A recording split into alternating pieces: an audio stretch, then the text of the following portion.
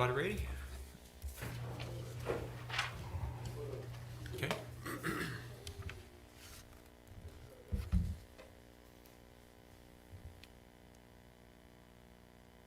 All dial injected.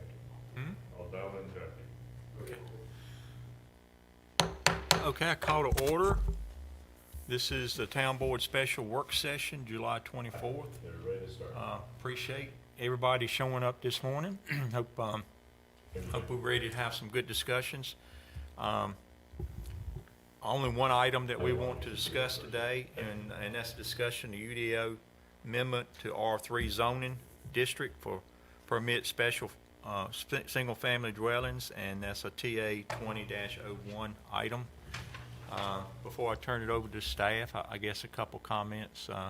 You know, we have these work sessions pretty often, and they're designed to be where we can gather information in a non demanding voting type environment. There is no requirement to take any action today.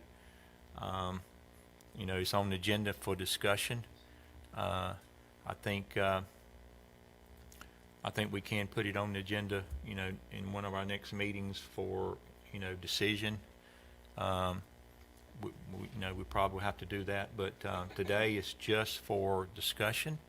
I just want to make sure everybody, you know, have a great understanding of what is being asked in this rewrite. Encourage everybody to ask a lot of questions. Let's have some open and good discussion about it.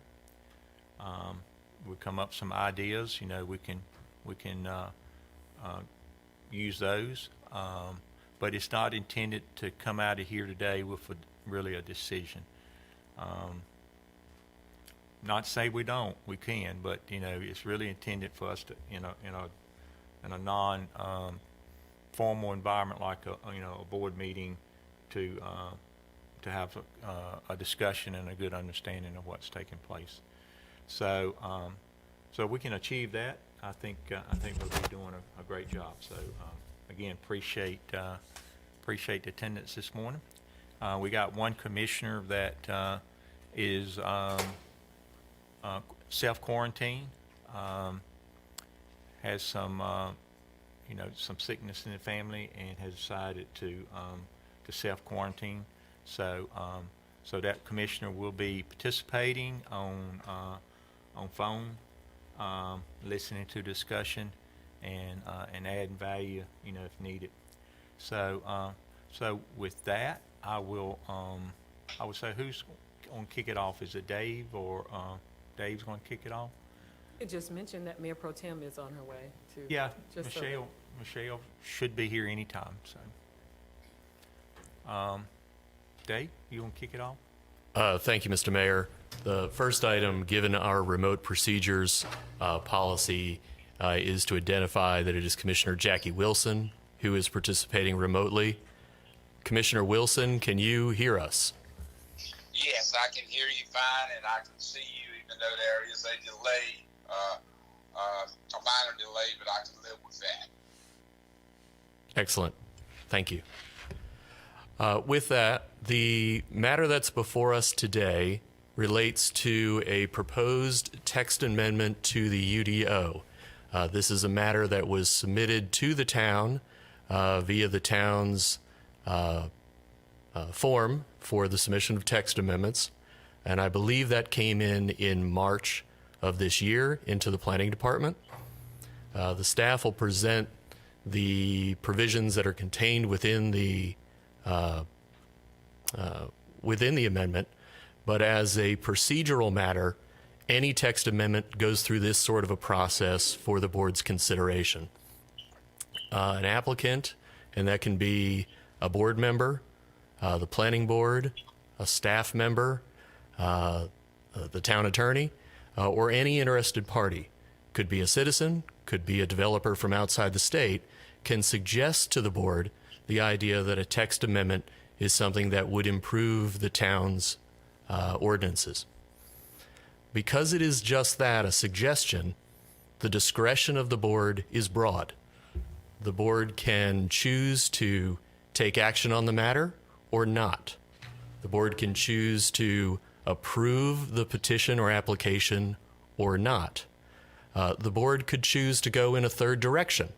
That is, to take under advisement what's been suggested, but upon deliberation and consideration of the best interests of the town, go forward with approving some third idea to address the concern that the applicant, the citizens, or a staff member has suggested. And if there are any questions as I go through the legal obligations, please let me know. The decision that you're making is a legislative one. The very base core role of the board is to make these sort of policy decisions for the town. What would be best for the town? And when it comes to a UDO matter, what sort of policies and laws, which are reflected in our UDO, accord with our vision for development of the community. You will hear references to our comprehensive plan as well. Our comprehensive plan is not part of the UDO, but is a separate document adopted by the board and required by state statute that sets out goals for various parts of the town, as well as a vision for the way we would like to see it developed. So if we think of the comp plan as being the broad goals, and we think of the UDO as being the detailed regulations to bring it into effect. We are generally counseled by the General Assembly that these things are supposed to stay in step with one another, but only generally. The board has the power to deviate from the comprehensive plan when that's in the best interest of the town, so long as that's reasonable.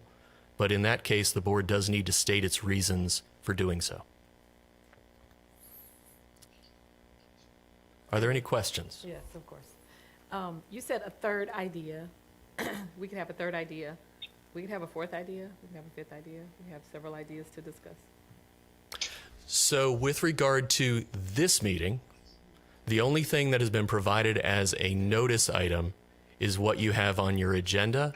And because it is a special meeting, not a regular meeting, we need to limit ourselves today to that item, or reasonably related to that item. It would be inappropriate to move beyond that, as that notice hasn't gone out.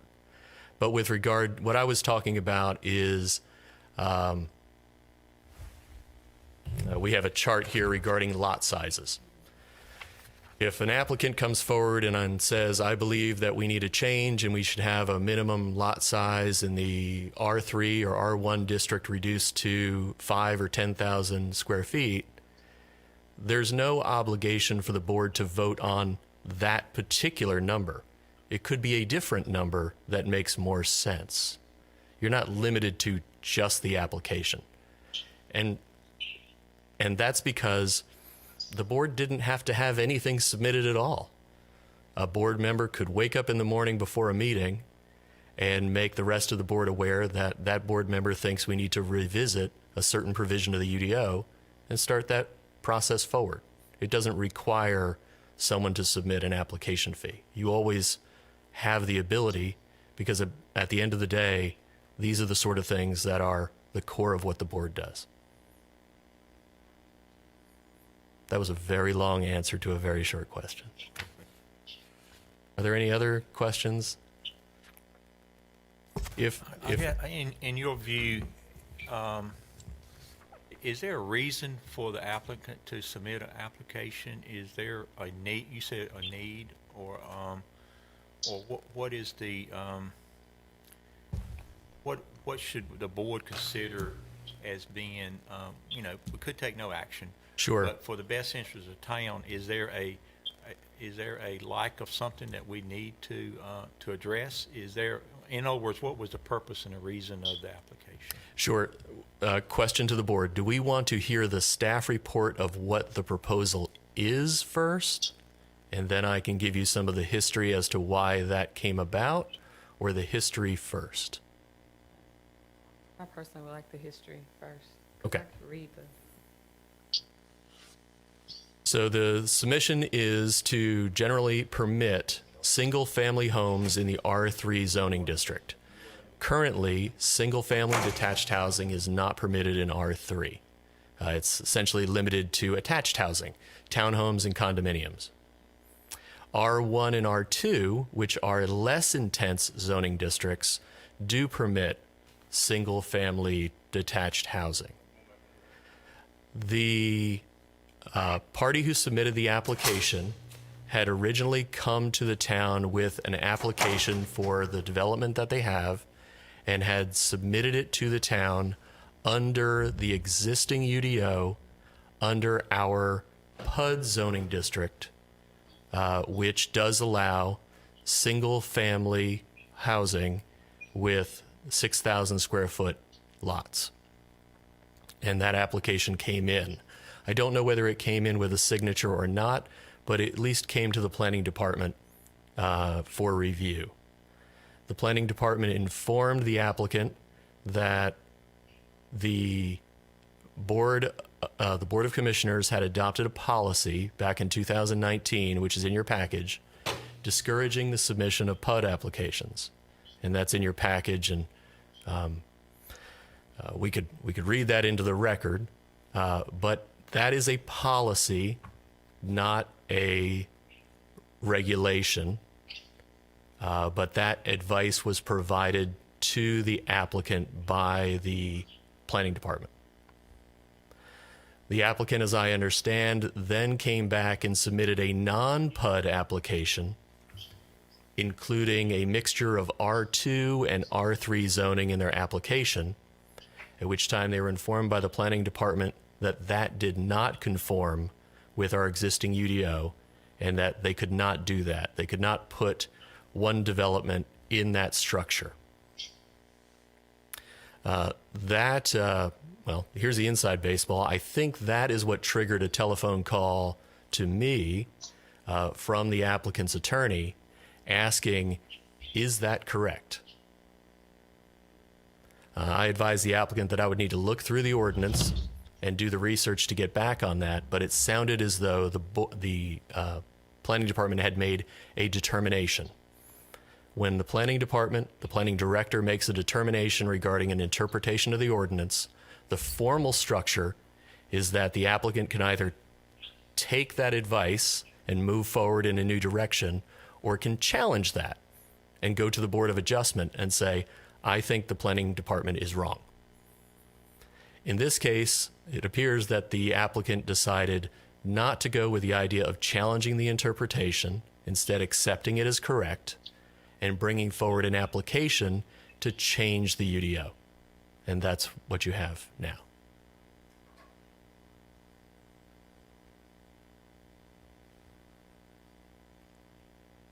I have a question, just a clarification, and this may just be administrative, something that needs to be updated. The policy that we adopted, I see it sitting here in the information that I got yesterday. When we had our work session on, let's see, was it October 18th, I think it was, 2019? Can you all hear me? Oops, can you hear me? Okay. So question about the policy that we adopted on the change with the PUD. On this October 18th meeting, it talked about the draft policy was taken to the planning board on October 28th meeting, and it was going to be appear on the consent agenda for November 4th, 2019 board meeting. When I look at that agenda, I don't see it. So can you help me understand that, Go? Recall that work session on October. Uh-huh. The board, at the conclusion of that discussion, chose to go ahead and adopt it in that meeting. So is that in the notes somewhere? I was just digging for that last night. I didn't find it. I think I did the minutes. I think Robin, clerk, adopted those minutes and adopted those. I can't remember. So it should be in the October 18th meeting minutes. Yes. Is that what you're saying? Okay. Thank you. I just couldn't find it, so I was a little concerned. I don't know that I still have the floor here. It occurs to me that we discussed, or I mentioned, your options.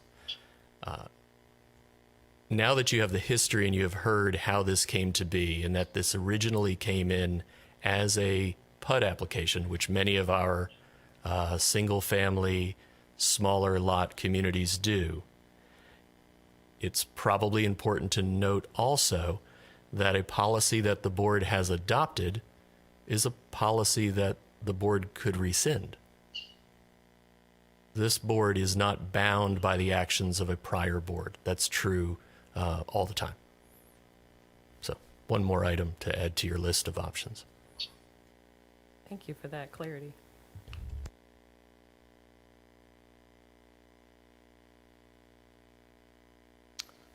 Does the board have any other questions, or before we dig into the actual applicant, to Danny's presentation?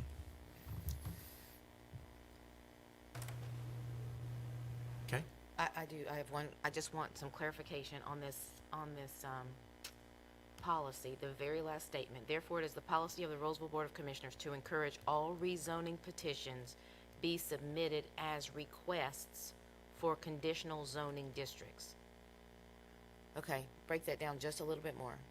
That just means they have to come with a request to make a change. Not exactly. So we have a couple of processes or options for someone who's seeking a zoning change. There are general zonings where you change the designation from R1 to R2. That's it.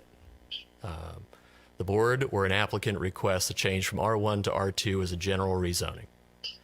There is a conditional use permit rezoning, which is what our PUDs are, which are quasi-judicial matters, which come forward to you in that setting where there are specific findings of fact that the board needs to make based upon evidence submitted in order to approve those sort of zonings. Those are zonings that usually come along with a master plan or a site plan of some detail. And that has been the most common thing that I've seen in my time since I came on the board. Mostly PUD applications. The challenge with PUD applications is that because they are quasi-judicial, you are limited in terms of the conversations you can have about them until they appear before you at the hearing. You are limited in the discretion you have to approve or deny them. That is, under state law, if the applicant has met the requirements of the ordinance by the showing of material, substantial, and competent evidence, they are entitled to receive that approval. So we've got the general zoning, that's a legislative structure, up or down, total discretion on your part. We have the conditional use permit or PUD zoning, which is how it comes to us. Those are quasi-judicial, and your discretion is limited because you're applying evidence to particular facts. And then the third option, which is the most popular in the state of North Carolina, is a conditional zoning. With a conditional zoning, the applicant comes forward with an idea. I want to go from R1 to R3 conditional use or conditional zoning, depending upon how your ordinance phrases that. And I know that Danny's behind me is going to say our terminology might be a little different, but understand that the meaning is the same. In those cases, the applicant comes forward with a proposal that would be the R3 zoning district with additional conditions added to the change offered by the applicant. The benefit of that structure is that it's more flexible than a general zoning where it's just binary, a 1 or a 0. It's up or down. Go from R1 to R3. It is less formal than the quasi-judicial conditional use, where you have findings of fact and sworn testimony and listening to your town attorney read out the procedures every time you have a hearing. And instead, it's purely legislative. The applicant offers conditions, and the board makes a policy decision on the basis of it being reasonable and votes yes or no. That is what the policy encourages. The third thing, conditional zoning in a legislative setting. coming back to the case we have before us now, the one that triggered our work session, that is what I believe the applicant will submit if they haven't submitted already. If this text change occurs, an applicant could bring forward a conditional zoning request to R3 with conditions for single-family homes. Right now, the planning department has advised, and I should say the town now has advised, that they can't do that under the UDO. So if the owner of the property wants to have single-family homes less than 12,000 square feet? 10,000. 10,000 square feet for a lot. Thank you, Commissioner Wilson. They have to either submit it as a PUD or change the ordinance. If they submit it as a PUD, they will be in violation of our policy. And that probably is the greatest way to figure out how we got to where we are. Okay, thank you for that Sure. explanation. And am I correct in assuming that the elephant in the room, the bone of contention is, if I know this board, is that the board in its majority does not want lots under any condition under 10,000 square feet. When I look at the handout that Danny sent, or that Kelly sent to all of us, and I printed it out shortly, when you look at the lots that have been approved under 6,000 feet at 374, when you back out the townhomes, it's only 90 lots. And then when you back out the townhomes under 10,000 feet, it's 663 lots at this time. So am I correct in that assumption, board members? Well, you did the math, and I was going to ask Danny to do the math, but I don't think, Jackie, we're quite there yet. right. All right, I'll sit still. Okay, good, thank you. I was just going to do the math, so thank you. I can't hear you, Sheila. She was gonna do the math, but she hasn't done it yet. I think we're gonna present it and do the math for us. We're get- We're getting there, Jackie.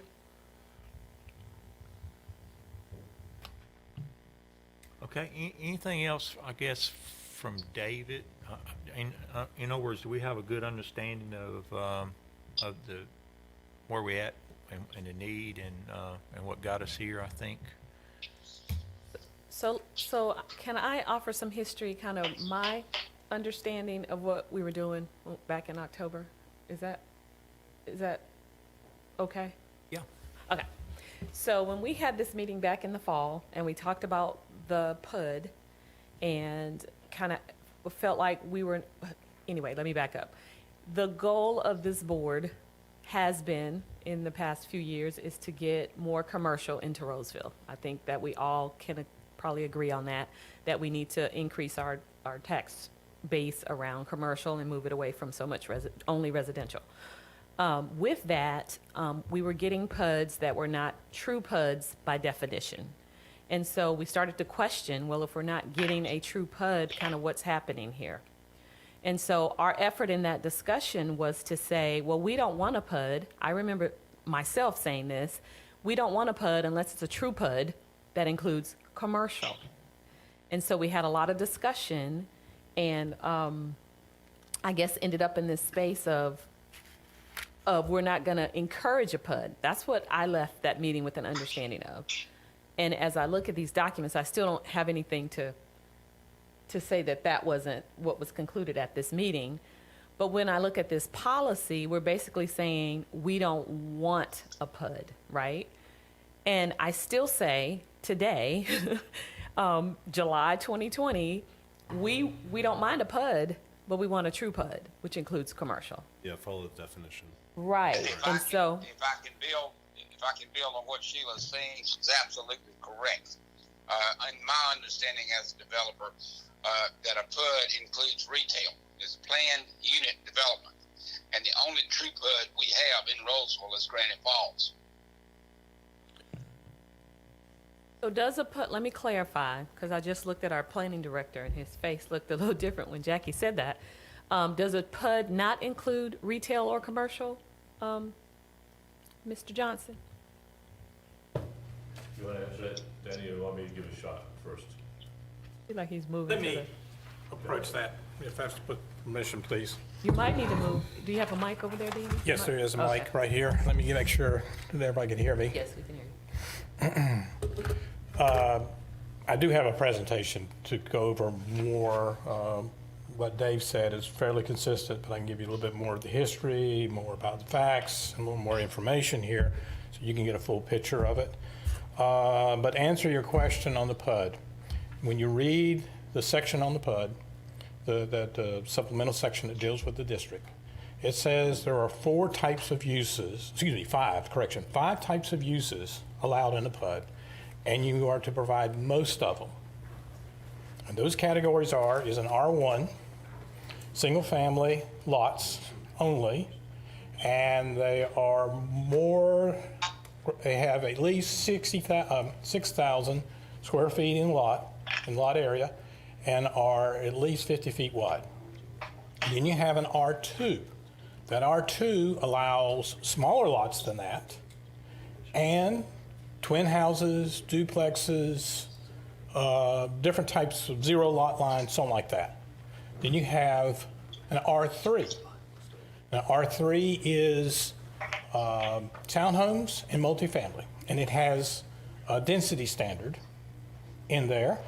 And then you have what's called RM, which is residential mixed use. That's your commercial component. And then the last category is governmental.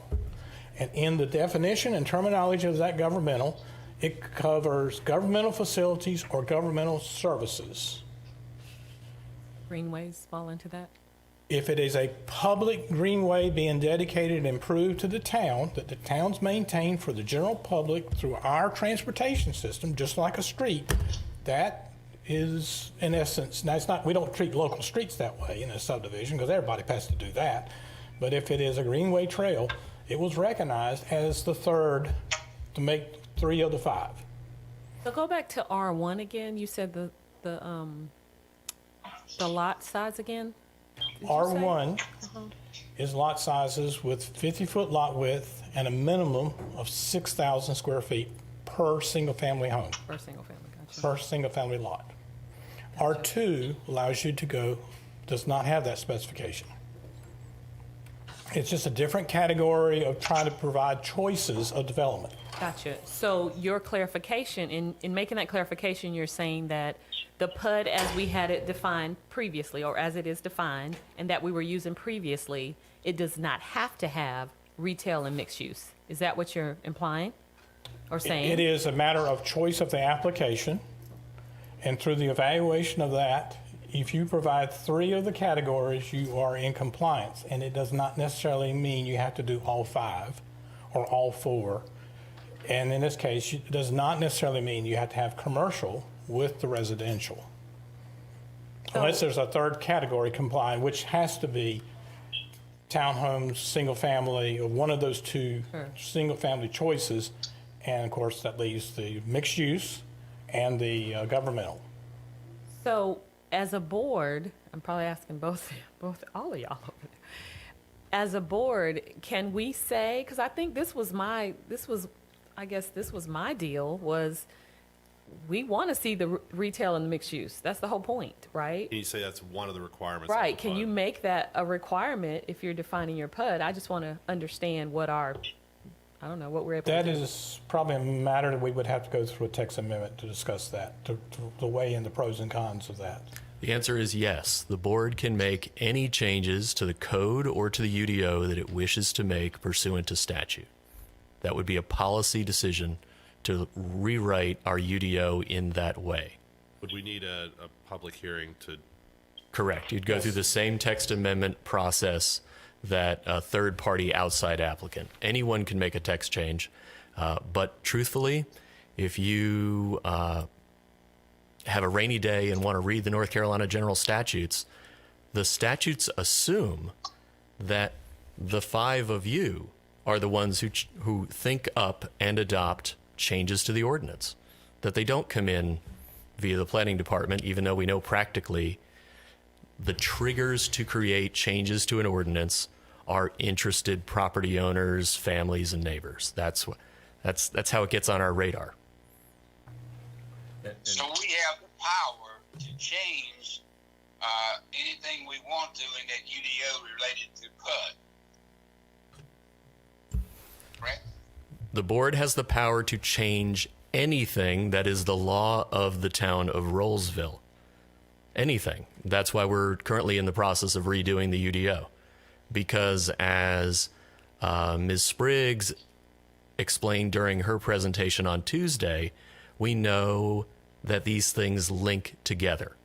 And so the challenge or worry of this text amendment, or the one we heard on Tuesday, or one that might modify our PUD requirements, would be what unintended consequences might that create? And that's why we have a planning board. They're charged by statute with helping us figure that out. If I may add one last piece out of that meeting and out of that discussion, so same discussion was held that day amongst you all. And as you contemplate that policy, you also decided, is my recollection, that let's get on with rewriting the UDO. And that was the genesis meeting of saying, staff, get going on the UDO rewrite. Because you wanted to address this issue more comprehensively in the UDO rewrite and address it then.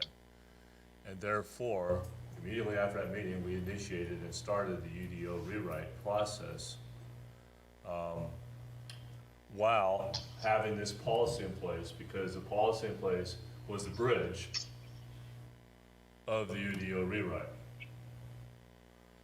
Because you kind of said, we don't like this interpretation of our UDO, or we want to modify that, but we also want to make sure that we want to get our whole UDO comprehensively done and take this in consideration of the UDO rewrite. So let's get going on UDO rewrite, and this policy will be the bridge between the rewrite and now or then. So that's kind of the linking of where we are today, is how the rewrite is in process and such. So, and in the meantime, we also knew there was some noise going on in the legislature about quasi-judicial hearings. And they did adopt some legislation that changed that. And there will, after July 1st of 2021, At the latest, we have been mandated to no longer have quasi-judicial hearings. our rezonings will be a legislative process. We will still have quasi-judicial hearings for special use permits, but the new UDO will clean that up so that in the future, with the adoption of the UDO, which will be consistent with the new 160D legislation, you will no longer be stuck with the strange structure of rezonings, which are traditionally in most communities a legislative policy decision, always coming to you in a quasi-judicial way. That's happening one way or the other. Danny has that on his plate, even if the UDO was not something he had been tasked with. I hate to keep harping on the past, but I have to. So when we had that meeting October 18th, 2019, at that point, the discussion that we're having today, we could have had then, right? About the PUD and the board can change anything. To me, that sounds like that would have made better sense to go, okay, so we can change anything. Let's make it commercials required if you're going to use a PUD and not take it out, but put our stipulations in there. Does that make sense? Am I just saying something that's off kilter? I can't remember absolute the specifics, but we had led in the meeting before that, so we had a work session before that October 1, in which this topic was introduced. And I think at that meeting, you asked the town attorney to come up with a solution potentially that could bridge this. And so therefore, that's when policy was introduced at that October 18th meeting. And you looked at that and talked about that policy, focusing on that, and whether that met what you were trying to accomplish. I do not recall how many options or choices you all discussed during those 2 sessions as to what we can do about this. I remember there was an initial discussion that led to this drafting of this policy that you had in front of you on October 18th. But I can't remember specifically, Commissioner Sutton, if we did specifically have that conversation or not, is what you said. But I know we talked about the Lots of- status of the PUD, interpretation, what our desire was, but this is what the policy came out of that conversation. Okay.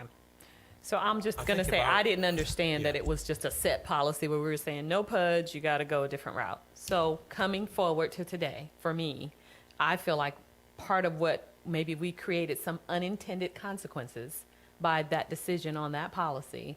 And I think today gives us an opportunity to revisit it and make some changes that are going to benefit the town of Rolesville. And I'll shut up now. Go ahead, Ronnie. No, the only thing I was going to add is I think whoever made the statement over there that the UDO rewrite, we was going to get away from the PUD altogether. You know, we'll have, you know, a better roadmap on what, you know, what to do. And that's kind of why we paused on the PUD, because the rewrite's coming now. You know, rewrite takes time. Right. And that's kind of what we stuck in, is that area between the two. So do we do text amendment changes, or do we do the PUD rewrite? Is something we have to consider, you know, which is a good comment. So with that, Danny, you ready to do your presentation? Sorry. Yes, sir, I'll be glad to. Probably answer all my questions. And as I move forward, I'm going to probably repeat some of the things you just had, but I want to make sure we're clear with the order. Sorry, Dan. It's okay, there's nothing wrong, but repeat some of the stuff in here, just make sure we got clarity of those things. So you already know what the topic is, so I'm not going to get into that. This is a specific request to amend the R3 zoning district to add single-family uses as a permitted use, because currently it is prohibited, and add lot dimension standards, square footage, lot width, building setbacks, front, side, rear, etc. Currently, as is already stated, the R3 zoning district currently permits only townhomes and single family, and has a statement in there that a district cannot be larger than 20 acres. Now, this is a recent district that was created prior to I got here in 17. I think somewhere between 15 and 17, it got enacted. It was a request, petition, initiated, and was adopted. And it was the only third general use district for residential other than the other two that I'm getting ready to talk about. That's R1 and R2. One thing about, you go back to and we can interrupt. Yeah, certainly. One thing about really the history of the R3 was, prior to R3, there was not any way anybody could do townhomes unless they did it in a PUD. There was no way to do a townhome. We had a couple requests to come in. I know one of them was Lord Mattingly, and several others that wanted to do a townhomes, but we could not do them because they couldn't meet the definition of the PUD, the three elements of the PUD. They just wanted to do townhomes. So it was nothing in place for us to do or be able to do townhomes at the time. So what the planning department did, and the planning board, they took the townhomes piece of the PUD and made the R3, so there was a zoning that you could do to do townhomes. The idea of the 20 acres was not to have a huge townhome community. It would be more of a small, 20-acre townhome community. And that was the reason why, because, in the PUD you have townhomes and homes and all, and you don't have a big, the whole idea of what we've been doing for the last 20 years is to have mixed-use communities where you don't have a pocket of, all one type, everybody live together and you have, townhomes in residential homes, close to proximity. That's the idea of the PUD is, you have all developments in one, you don't have pockets of big things. So that's where the 20 acres come in, was to keep the townhomes from being a huge, a huge development in itself of just pure townhomes. Now, if we change it to where that's different, then, that may not apply. But I almost think, that is that would be a undesirable consequence for this is, now we've taken away the pure little townhome type thing you can do, and now we've created a, more of a PUD type thing with adding, single family to it. So it kind of defeats the purpose of what this was done for, if that makes sense. So I have a question when you're done. So, maybe we can write it where, if it's only townhomes, that it would be, 20 acres max. Maybe that's the way to get by with that, if that makes sense. How long ago is that, Ronnie? That had to be, that was during the time of the townhomes was trying to go behind us, which was on the property right behind us. They was trying to put townhomes on. When was that, Jackie? Probably 7, 8 years ago, something like that, when Lloyd was trying to put townhomes back there. Okay, and I asked before Jackie answers It that. was longer than that. It was back when I was on the board, I think 2001 to 2005 or something like that. Yeah, I think this was wrote probably about 5, 6 years ago. So is that how the townhomes, and by the way, good morning, everybody. I do apologize for my lateness. The townhomes across the street from the post office, behind Sonic, when did they come in? Behind Sonic? Like if you go behind Sonic, there's like a dirt road. More so if you go across the street from the post office. Off of Brown Circle. Yeah. When did they come in? They're part of Granite Falls. Oh, No, they're not. oh. They were before you got into it, when it was what was the people before Hal got it? No, Norbert Hector. Norman yeah. Was he? No. It was a guy and his son. I can't remember the names, but they sold that piece. It was Norbert and Eric Hector.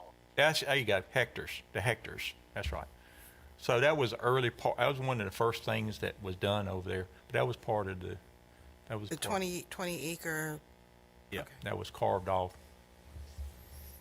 Okay. That was probably. I think that was the first townhomes in Rolesville, if I recall. It was the first town in the homes in Rolesville, but it was never part of our Granite Falls site plan that we submitted. Yeah, it was before that, Jackie, I think. Mr. Mayor, before we go back to Mr. Johnson, note that the text change that might be considered on our agenda today would be likely to trigger conditional zoning applications requesting single family or lot sizes that are smaller than would otherwise be allowed, but they're going to be coming to you as legislative matters.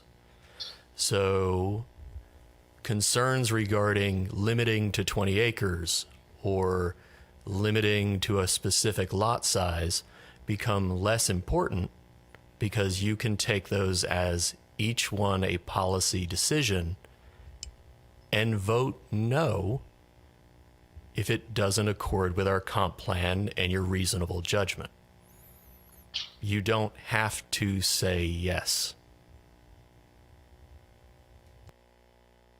So wait, are you saying you keep it in there and it's a case-by-case study?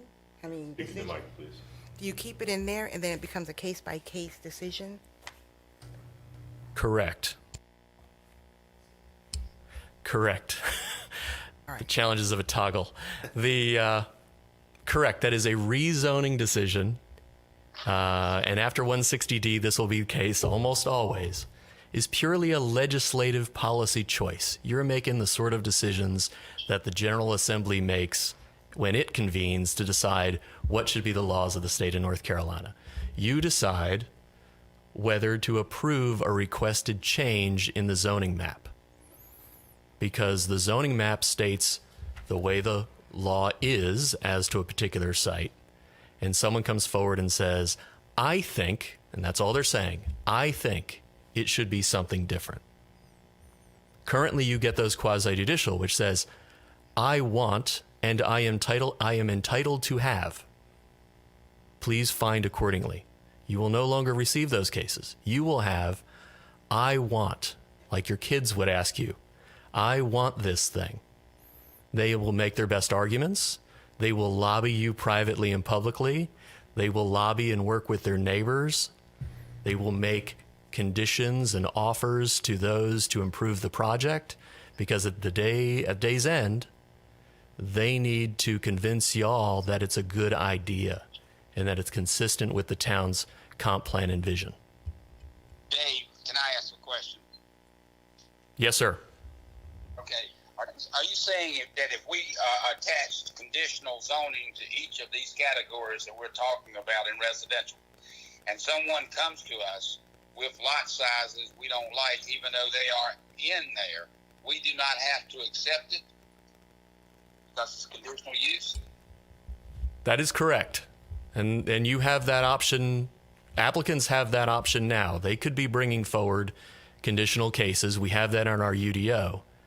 The challenge is most of the applications you receive, given the current residential market, are coming in with desires that can only be satisfied under our PUD process, and it's quasi-judicial.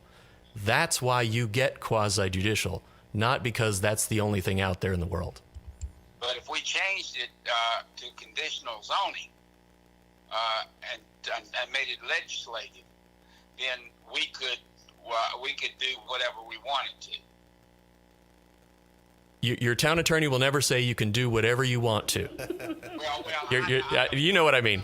That's right. So the answer is that the board would have the ability to exercise its legislative judgment as policymakers to do what's best for the town, consistent with our law.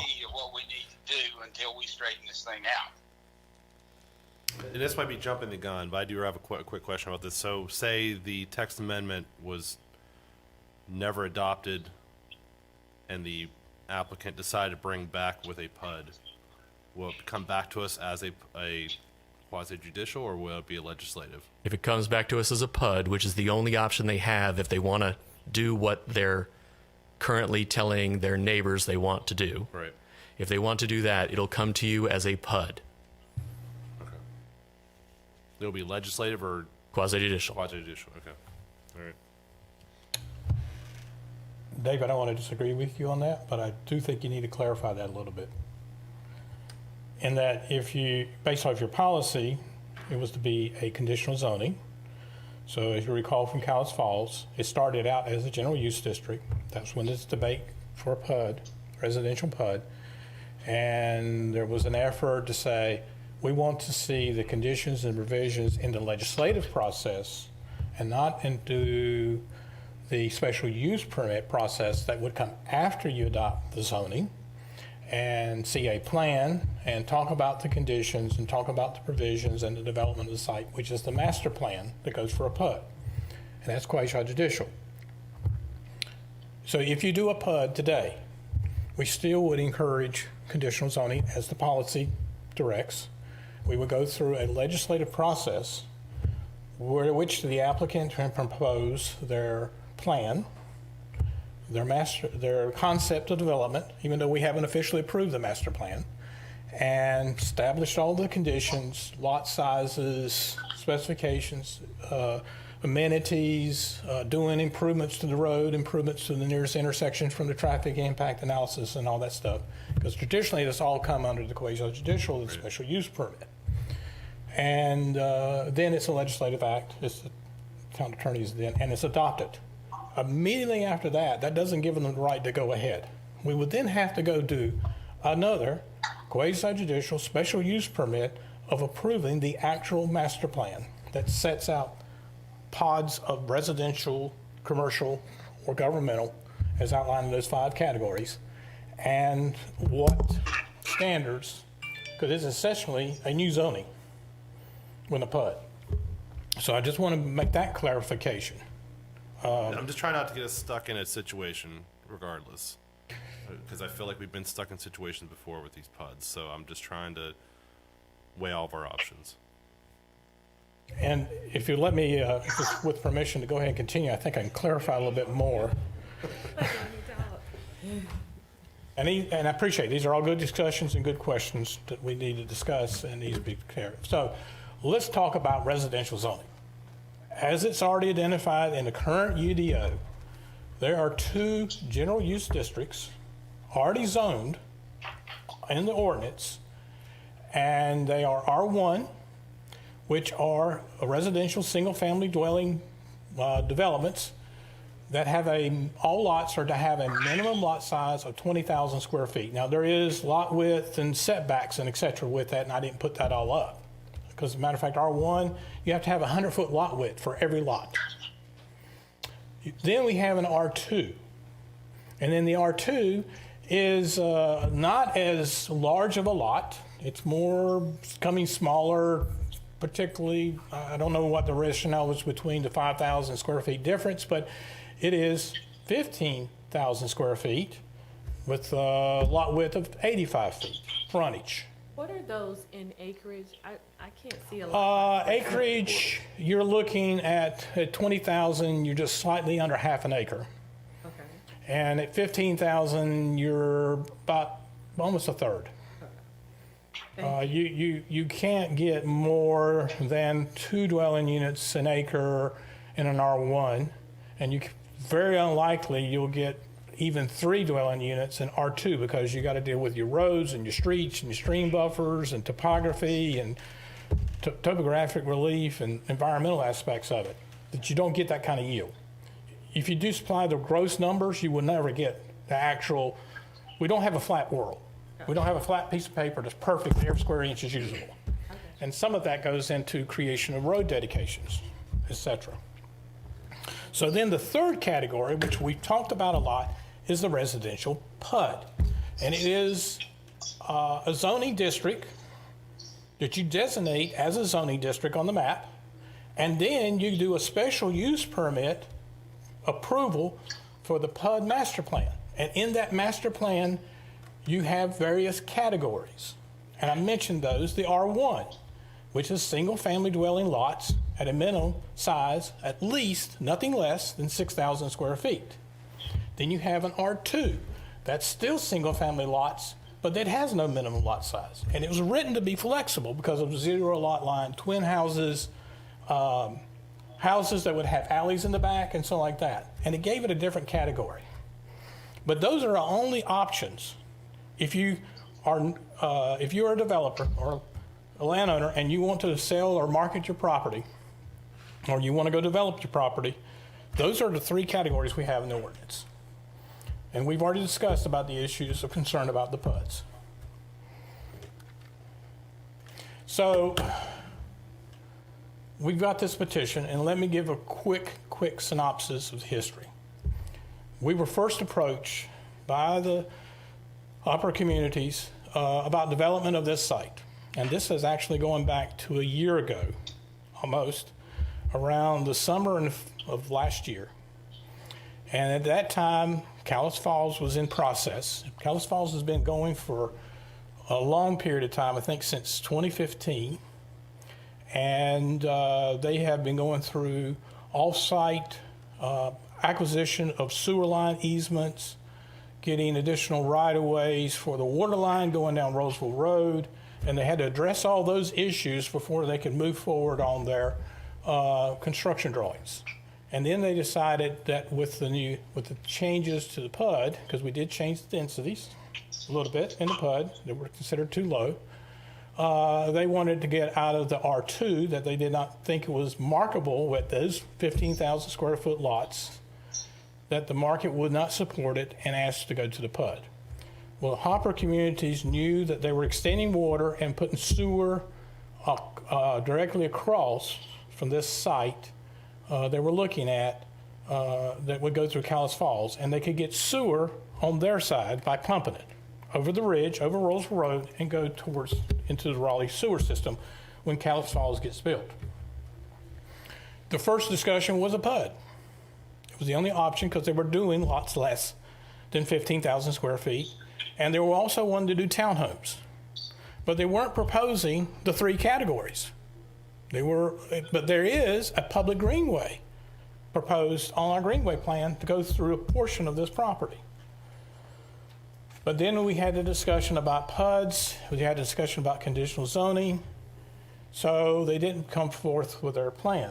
And I think when I was out for my knee surgery in November or December, Kelly and Michael McFarland, who was help covering the development side while I was in my absence, had a discussion with the applicants about development of the site. They wouldn't even went so far as sharing a plan with the technical review committee. And they submitted a petition for R2 conditional zoning and R3 conditional zoning and divided up the site into 2 zoning classifications. And when I got back, I reported back and looked at it and realized you cannot reduce your 15,000 square feet with conditional zoning.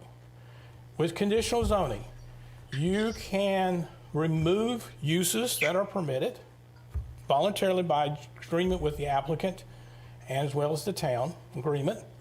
You can impose additional requirements. You can say, I want bigger lots, or I want this road improvement, or I want this section for whatever purpose. Various different things you can negotiate, but you cannot do less than what the district has, and you cannot allow something that it prohibits.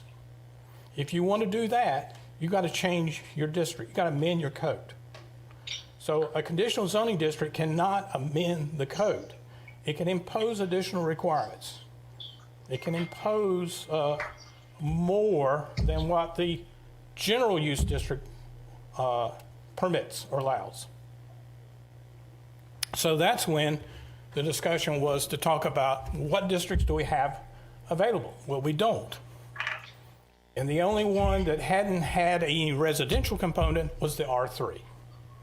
One point of clarity, Danny. Sure. I keep hearing you say 15,000. So today, without the PUD, 15,000, is that the smallest lot size you can do? In our current ordinance, if you don't do a PUD, you can either do R1 or R2. So Only 3 categories. So in the book. that's a bit of information that I hadn't sunk into me. So, I think Jackie and the board keep saying 10,000 is the minimum. We don't have a district. No, but I was thinking, you're shaking your head, you didn't think that's what they were saying, but. I think they were just talking about in principle of a 10,000 square foot lot, but I'm just saying, we do not have a 10,000 square foot zoning district, residential, minimum. So even if the board is okay with 10,000, like Jackie has said a couple times today and last meeting, I've heard him say it at least 2 or 3 times, then we can't even allow that. Not in R1, R2. It would have to be a PUD. The PUD is the only one you could do that. Or the text amendment to what we're talking about. Or we pursue the text amendment you're talking about. Text amendment to 10. And let me say about the text amendment. Whatever you enact in that text amendment, that's going to be your floor for the regulations of that district. Whatever you set it at. That ain't square footage, lot sizes, dimensions, etc. for single family homes, if you wish to put it in. You do not have to. If you get a proposal and a development comes in and you say, we think 6,000 square foot lots here is not compatible to the surrounding area, or is the density too great, and want to go 10,000 square feet minimum lot size. Developer, will you accept that? Then you got to offer it, and then he's got to decide to accept. Am I correct, Dave? But in a conditional zoning, we do have to have consent from the applicant? On conditions? It is Sorry. It had been my understanding that we so rarely get these. We're talking about something in the theoretical.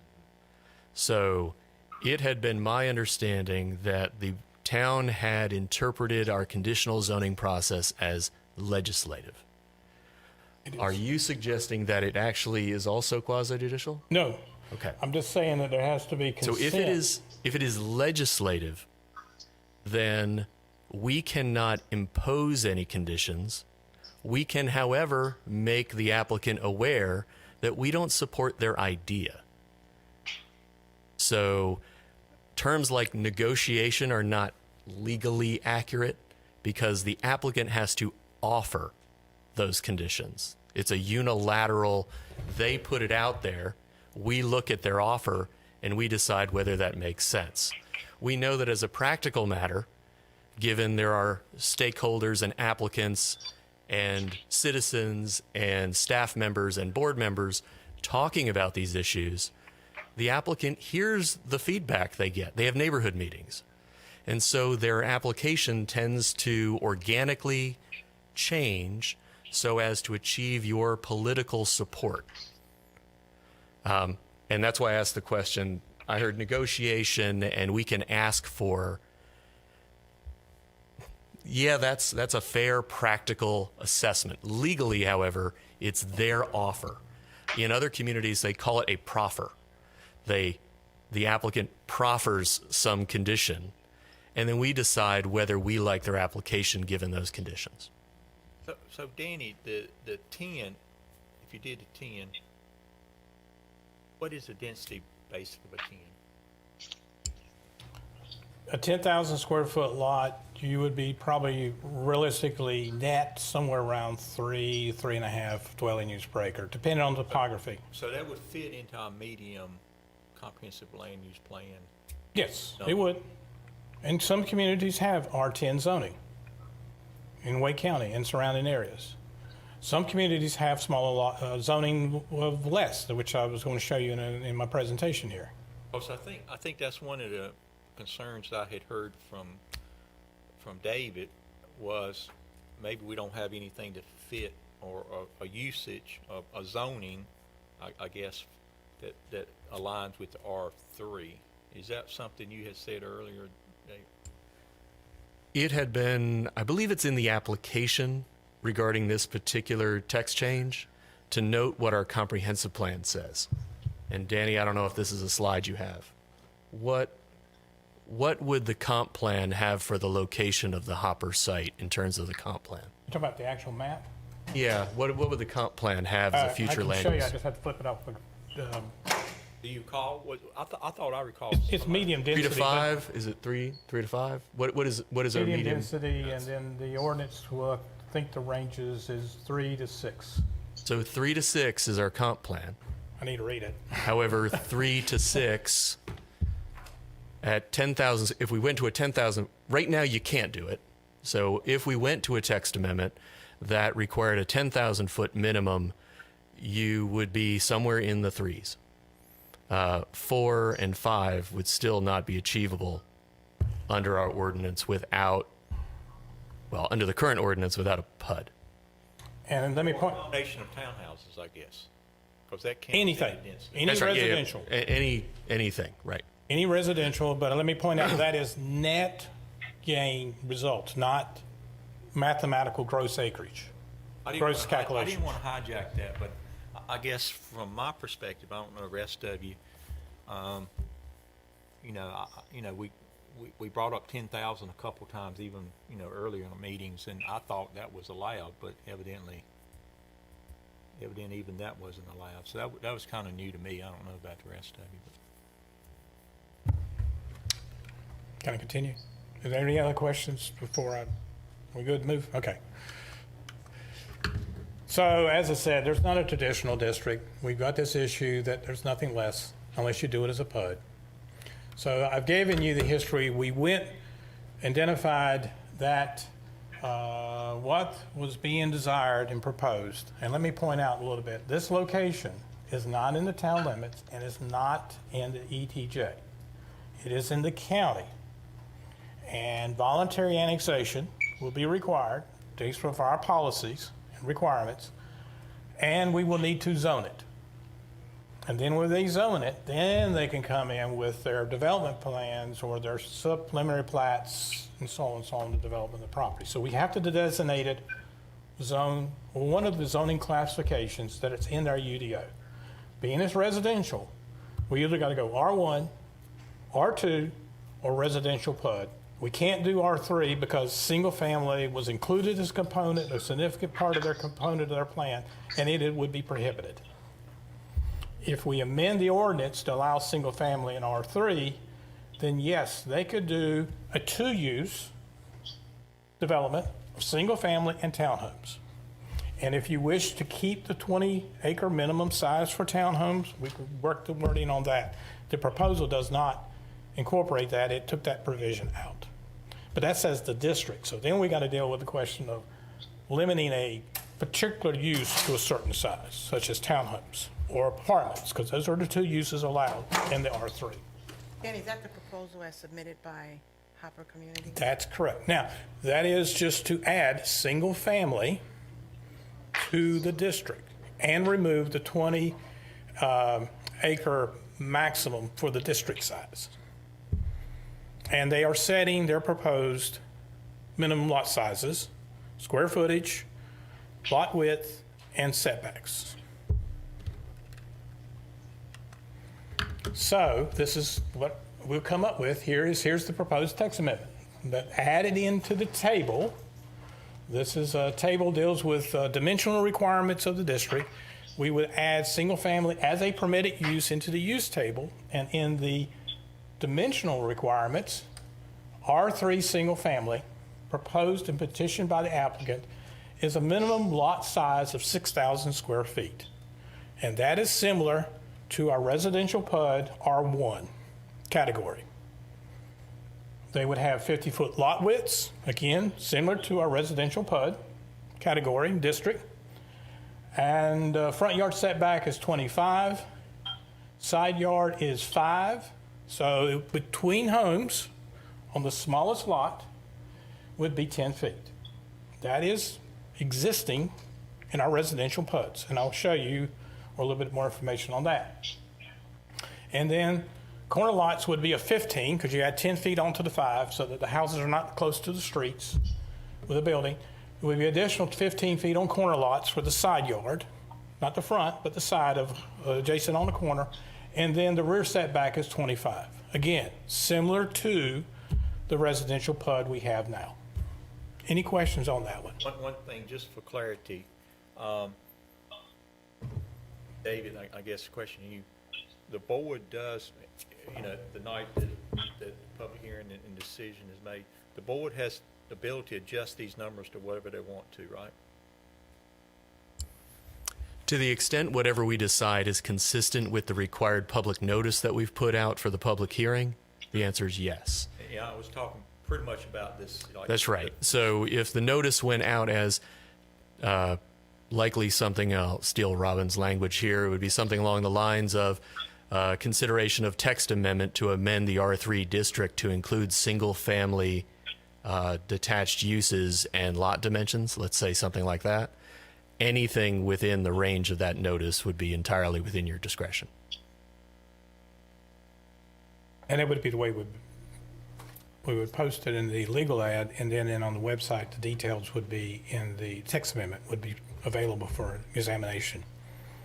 As an editorial comment, I'll tell you that some towns have made the mistake of doing something like put that table in the newspaper article, in which case you've defeated all your flexibility. So we wouldn't do that. And the table that's in your meeting, in your agenda package, it shows how it relates to R1, R1S, RD, R2, R2D, and R3.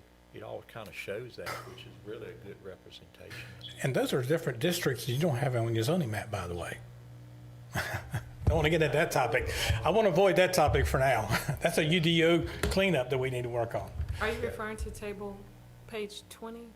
Of the actual ordinance amendment that's in the okay. packet. Page 6, I think, 5 or 6. 5. 5. Yeah, Page 5?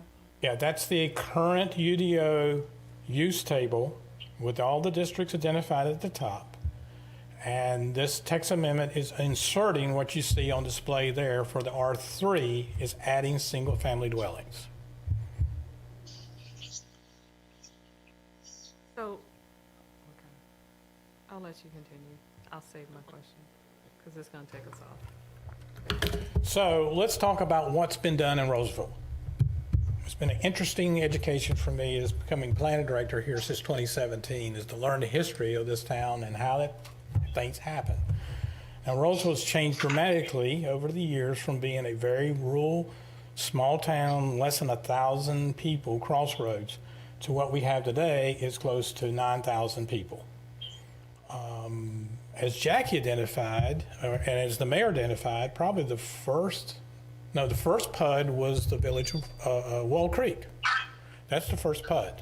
And it does have very large lots. It's nothing close to what we're talking about today. And then the townhome development off of, is it Brown Circle? Brown Circle probably occurred somewhere in there, and it was the first townhome. It was 2000, I looked it up, it's 2001. It was Stratford, and most of you don't remember this, but it was Stratford is what that, it wasn't changed to Granite Falls until Hal and that group bought it from Hector's. But it was originally, that whole PUD was put together by Norman Hector, and it was called Stratford Village. That was the original name it's supposed to be in. And so that was part of that Stratford Village. They envisioned a grocery store over there where some of the townhouses are at. But, you know, that fell through, and then it was purchased by another outfit. And then when Granite Falls and Hal and them came in is when Old Rogers Road, which was originally a Rogers Road, was disconnected, and the new alignment you have that goes into Redford Place now was improved, and I believe that was done by the developer. Done by Hector's. Right. So all those changes out there occurred through the development that improved, because that acute angle that the old Rogers come in, that goes to the Brown Circle townhomes, residents out there, is an acute angle like we have here at Burlington Mills, and it was unsafe. And you can see how the benefit of squaring up these intersections and improving them and getting ability to get participation from developers is proven to provide positive growth and development for Rolesville. So the village of Rolesville, which is Redford Place going in behind Food Line, went and did from the existing records for tax mapping of parcels for Wake County, our GIS. And there is, and I want to say, I'm hoping I didn't catch any open space lots. I tried to take those out. 488 number lots that were put in for the entire village of Rolesville. The smallest lot in that development is 5,662 square feet. There is a portion of that development that has lots in the range somewhere between 7,000 to 6,000 square feet, actual dimensions, which totals about 115. There's two particular sections, and if you want to know where they're at, I'll pull up iMaps and show you where we're talking about. But there are some lots that are just slightly over 6,000 square feet. And they're very nice neighborhoods and very nice, good stretch of the road. Now, there was 274.11 acres in that development. That includes open space. So if you take the number of units divided into the total acreage of the entire boundary of the subdivision, you had a net yield of 1.78 dwelling units per acre. But you had different lot sizes, different price points, different housing choices. Carlton Point, we have development right now. The 274, does that include the commercial No. designated piece up front? That was a The PUD. res- No, I used the original residential boundary. I did not include the commercial. And the commercial you're referring to is the front part. I know what you're talking about. Included into the, And the commercial never materialized. It was supposed to be a PUD though, right? It is in a PUD. It is in a PUD. it is a PUD, and that's the commercial piece up around where the Yeah. first circle is. Food line.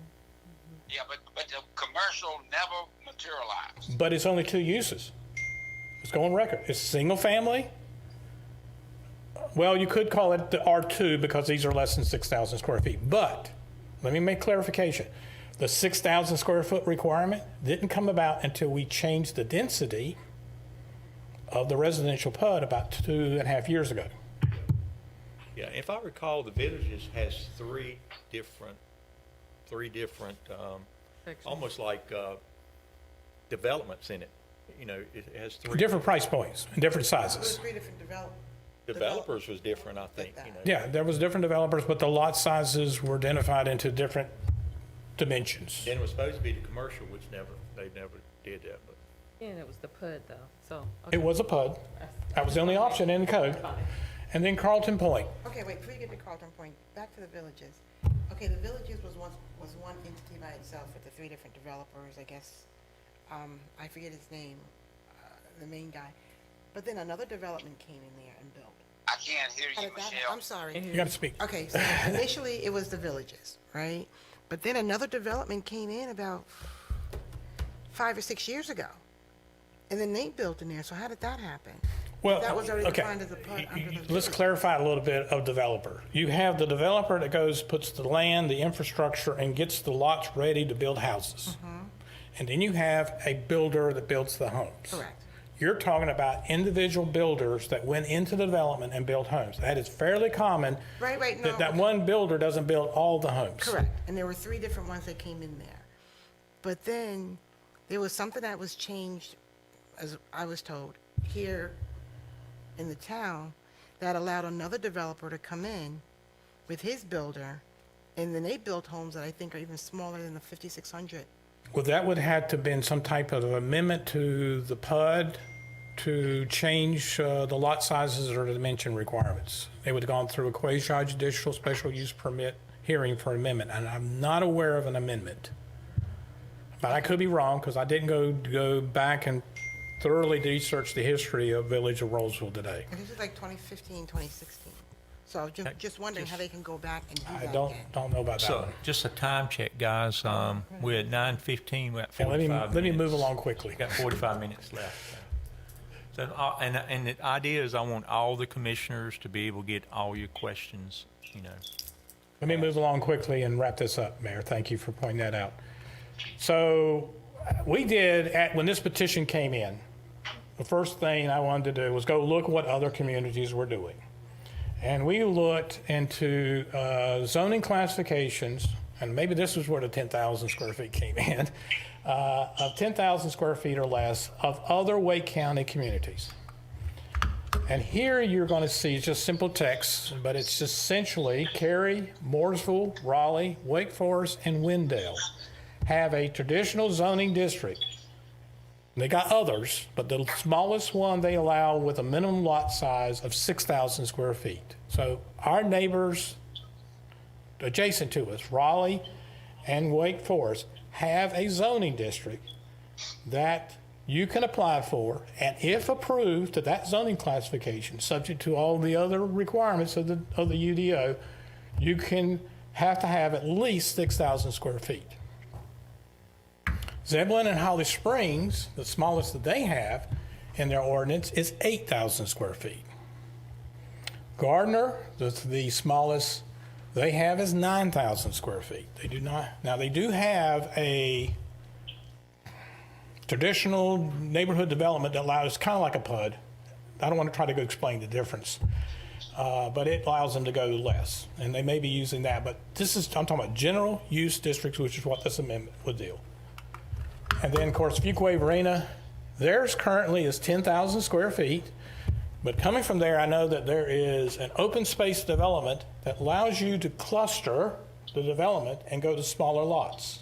And those lots, based off percentage, can get as small as 6,000 square feet because of the open space. Kind of like the way we did with, was accomplished with the conservation subdivision on Chandler's Ridge.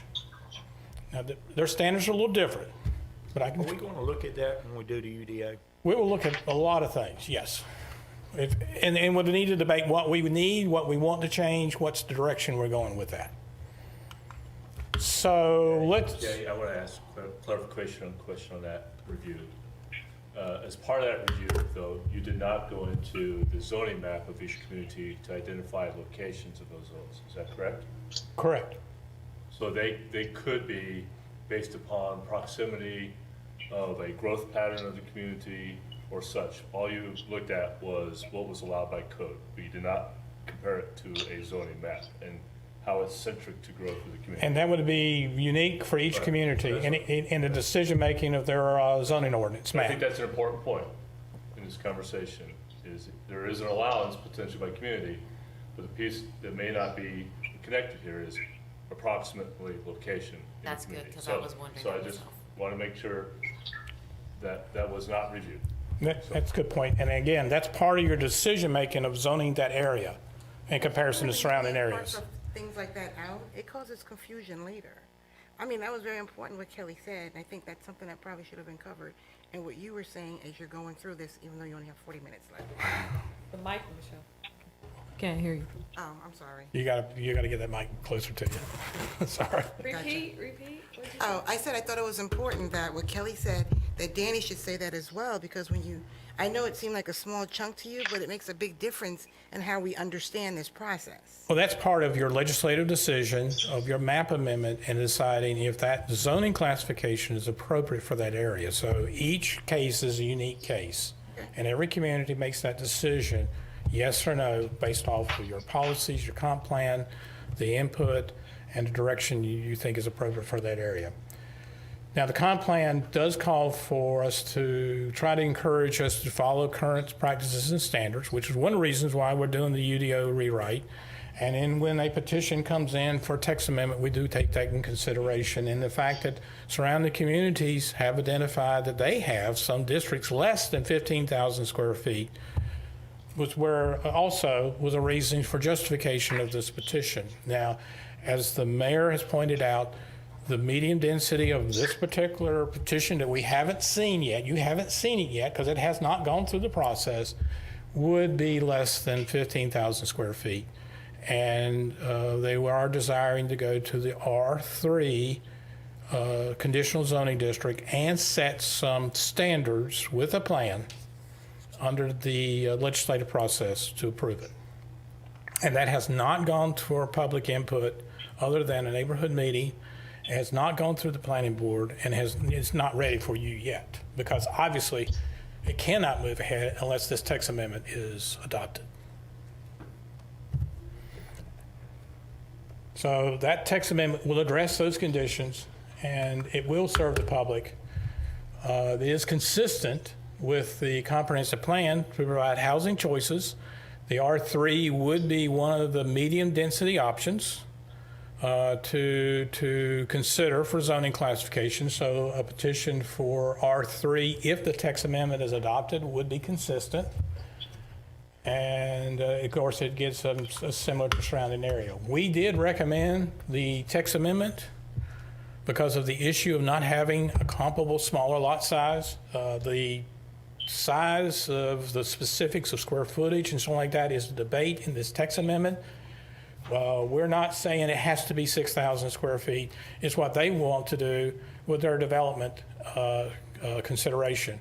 The only thing I will say to you, it is an equivalent to what you can do with a residential PUD under the R1 category.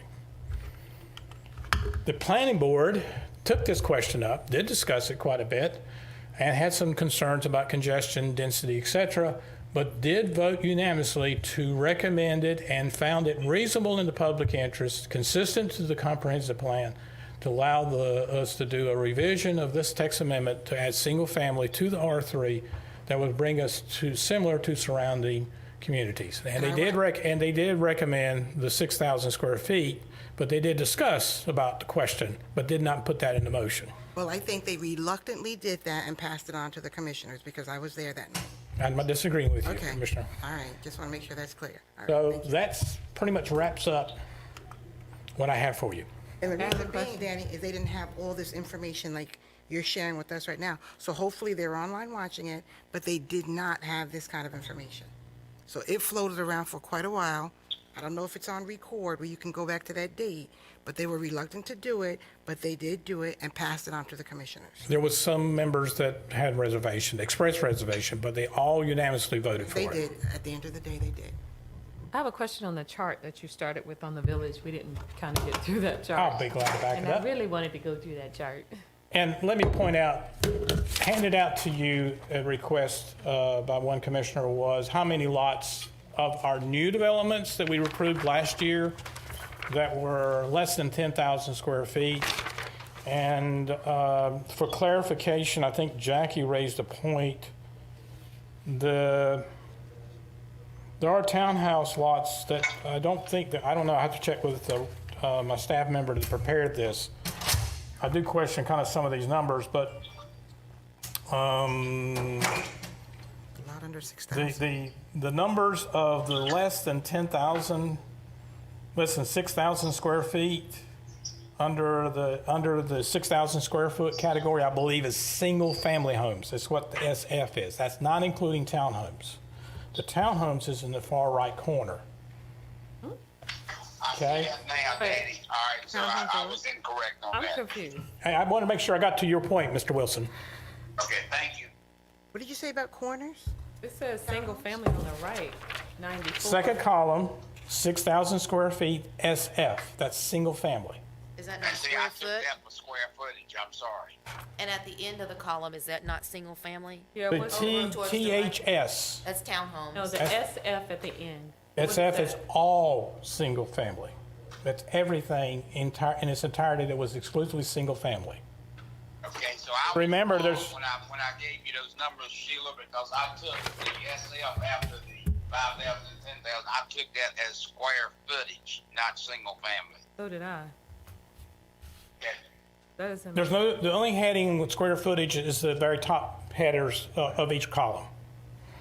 Right, so at the very top in bold, under 6,000 1,000 square feet, under 10,000 square feet, over 10,000 square feet, Is that correct? single family and townhomes. Is that No, not how that it's reads? just single family.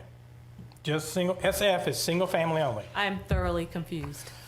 The question asked of us was how many lots were less than 10,000 square feet? Right, are we talking You about have square? single family and Danny, townhomes. I know, stop. Okay. On here, this visual, is this square feet up here? Under 6,000 square feet? Yes, Okay, that's what we're trying to but clarify. it is single family. Right, but you were saying single family. Okay, Because your numbers don't match. For example, the Point North has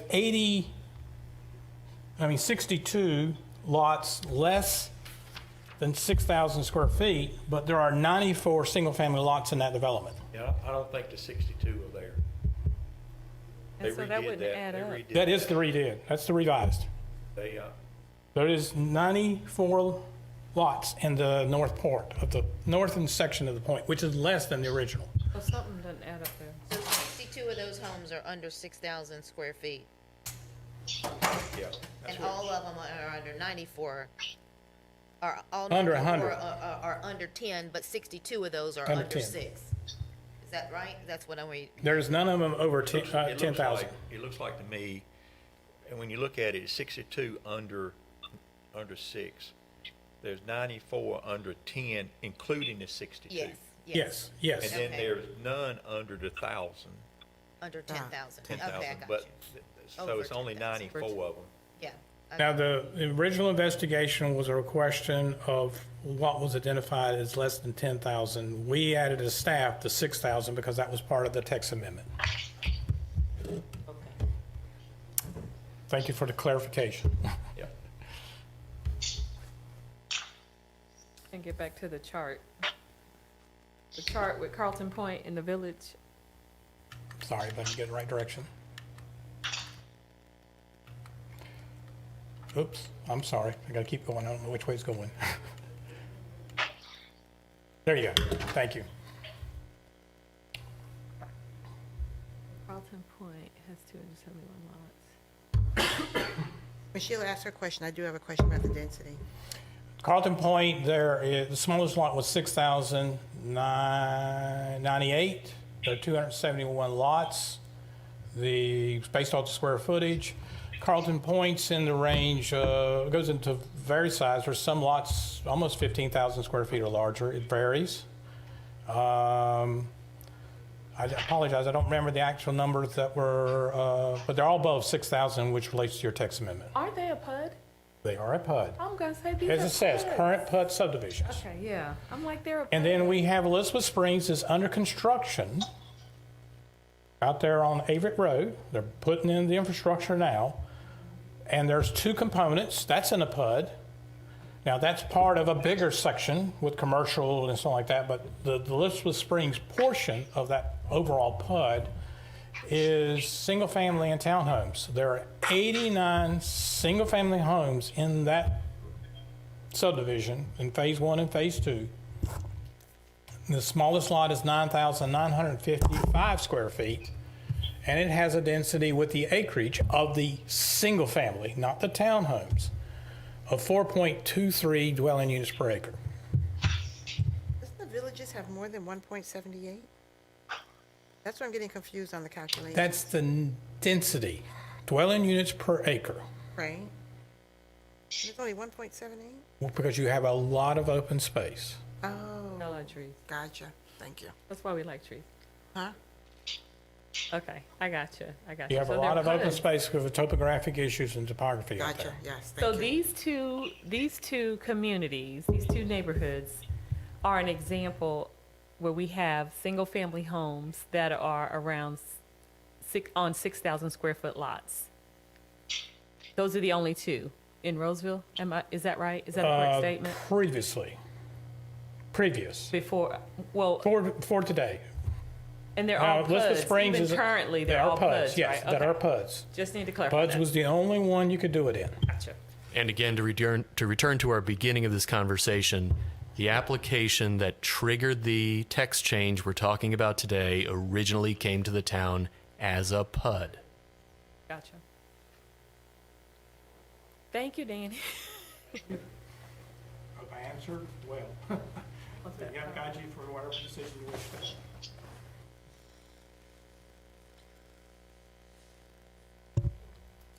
Okay, just add an editorial comment. Sure. In my view of the world of Rolesville, based upon the last 2 years and what's been created is, and why you took the action in October, is that you, as a community, were trying to create a walkable community. And therefore, that's why the commercial aspect was in the PUD. But has not been created in recent PUDs.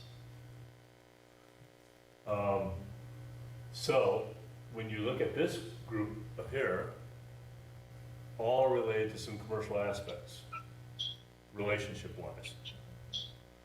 Then, recent PUD did not have that component nearly as much. Even a greenway could be considered connectivity.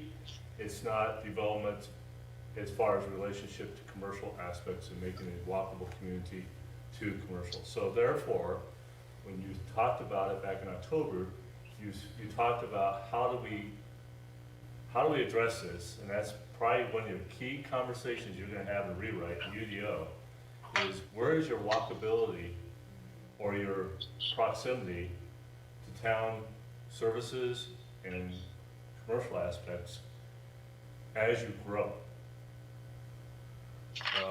Because we've talked about stress in the road system and such like that. And so if one of your highest values, ultimately in a rewrite of UDO, which I hope will be, that proximity to commercial aspects is important to you, you're going to talk about that and how you create that, and then you're going to come back to the zoning map, and then you're going to come back to the comp plan to make sure they all align to that philosophy. So that's why this I think when the creators of Rolesville in this era was be able to create that concept because of proximity of the commercial aspects on Main Street. Now we don't have that necessarily, other than Elizabeth Hyatt Springs has some proximity to potential commercial in the future up on Averett Road. But that's just, I put that out there as kind of a commentary of my analysis of what's occurred over the last 10, 15 years of Rolesville, and how there was interest, and particularly interest from Mayor Pro Tem Curran and Mayor Eagles, when I first got here, is how do we kind of talk about this PUD interpretation and it's now created this lack of proximity to commercial. And so it kind of hit a peak after we addressed a couple of these and realized that perhaps the original intent of the PUD was not being met. And therefore, Kelly, you are exactly right. That is a great analogy because I was on the board back then too, and that is exactly right.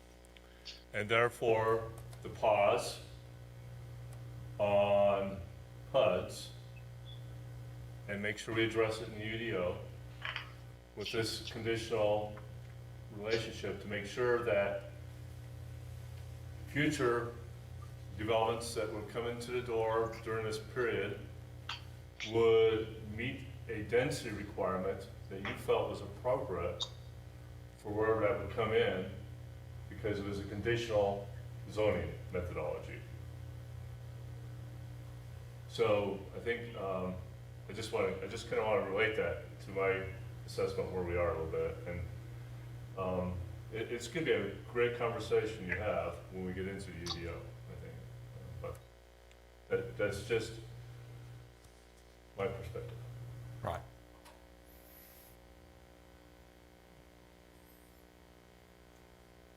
So in regards to the villages, is that still to be completed with commercial? Or, So It we can still be have residential. maintained the position when people come in to talk to staff, and understand that happens regularly. We always point out the fact that that is part of the PUD, and therefore should be commercial. Obviously, they have the right to come and make a request otherwise, but we have maintained that position all along, that that needs a government/commercial aspect to it. And that was the original intent, okay, and has not been changed Okay. legislatively or anything else since you approved it. You're referring to the part right before the entrance to the Yes, villages on from, Redford Place. from Main Street. And- Gotcha. And I don't know who owns it now. It was owned by a gentleman called Whitehurst, and he did bring it to the board 10 years ago for a change to townhouses and stuff, and we held tight to being commercial at that time. But it's you guys. I mean, you can change that any time if you want to, but it was originally designed to be the commercial piece of the villages, and that's what they put the circle in where you could do the commercial and everything. So so I remember a couple of years ago, someone came for townhomes. that's what I'm talking about. Well, Just not they 10 didn't years come to ago, us, I less don't than think. 10 I years mean, I ago. believe they've been to the town several times, but I don't think it's came to the Yeah, board. not to the board, I'm sorry. I don't think it's came to the board, but one time, and that was a long, long time ago. Okay, But even in essence, though, in the village, you can walk to Food Lion. Right. When you talk about walkable community, even though that space is open, you get to see the deer. But it is walkable to a commercial area, and we don't have that in some of our others. So I do think we want to, at least I want to see that continue. I think that makes sense, and I think people appreciate that. Yeah, I think it. Jackie said a couple times. Granite Falls is the only one that's a true PUD. We have approved many. Village is one that has a commercial component to it. It just hadn't materialized. Right. And I think it's only the recently that has been some, or at least one approved that didn't have any. It'd be a long ways from any commercial. But all right, so then I have a question. How can that happen? Like, what steps can be taken to ensure that it will be completed before all the residential is built out and the developer or takes off? Well, some of the most recent ones that we've talked about, and y'all, it was in the Triangle Journal about Walbrook. Y'all heard about Walbrook and what's going on there. Is we trying to get a commitment that you have to phase in the commercial with the residential, and that may be more commercial driven down there anyway. Granite Falls was like that. The commercial, the buildings in Granite Falls was more commercial driven than some of these others. But ours are now residential driven, so we have to put something in place. But we've approved the ensure? point, and there's commercial driven out there. It may, that's a pretty good place for commercial where they got designated at, so that could happen, but there's no guarantee, Right, so that's what I'm saying. How do we do that? Well- David, what do you do to ensure the commercial part, the commercial part happens? If I can address that, Michelle, if we pass first, and correct me if I'm wrong, Mr. Attorney, if we made everything conditional use, then we could say before 50% of the residential is completed, then 100% of the commercial must be completed. Gotcha. We could put stipulation in like that. We could dictate how much retail goes in the PUD, and we could also dictate lot size. Am I correct in that assumption? I believe so, but let me play it back for you. If you received a conditional zoning application for a legislative process, and we have a comp plan that encourages commercial development to be linked with these sort of levels of density, it would certainly be reasonable for us to expect conditions that give us confidence that the commercial aspects will be phased in and not be forgotten. Many communities do that. They require to see the first phase of the commercial, for example, appear and go vertical no later than phase 2 of the overall residential construction, or by unit 150 of the residential construction. In a legislative setting, as I mentioned before, you're not imposing that requirement, but it would be offered to you upon the understanding that otherwise it would not have the political support of the board. The alternative way to go about it would be, under our current quasi-judicial structure, to have a requirement that all of our PUDs have a finding of fact that is made to show that the commercial component is a requirement, which it currently is not. It's just something you desire. And secondly, remember, they're just selecting from the menu of 5 things. That doesn't have to be the ordinance. That is the ordinance currently. And you could have a provision that requires that an applicant show, as part of that quasi-judicial process, that they will achieve that commercial aspect. Right now, that's not in our requirements. Our requirements are very basic with regard to those quasi-judicial matters. Can we make a condition that everything comes to us for conditional use? Currently, we have a policy that says don't bring us PUDs. We have not made any amendments to our ordinance, and so returning to the original guidance, the board can make any sort of ordinance to see to the future development of the town that it desires as a majority. Anything. That seems to me to be a simple fix. The only thing we need to do is pass an amendment saying that everything must come to us under the terms of conditional use. Well, so you're saying we would eliminate the PUD district? Feels like we have with the policy. In my opinion, we don't have to do that. But if they do the PUD, we could change the. If it's conditional use, we can say what goes in it. Am I correct?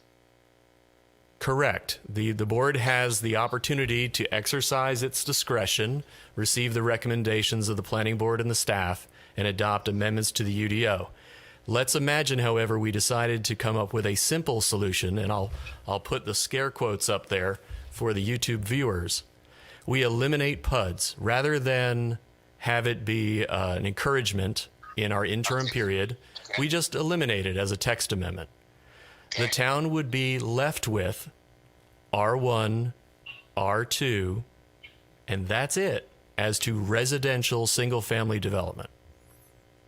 And that's it. You would have no other tools, no other arrows in your quiver. But that's not a good thing, though. How are you going to get your commercial in? Takes us back 10 years. He That's said his point. residential. Oh, Residential. You could have straight up commercial zonings come in as conditional. You'd have straight up residentials come in as residential. But keep in mind that So is what there- you have generally seen in this community is PUD.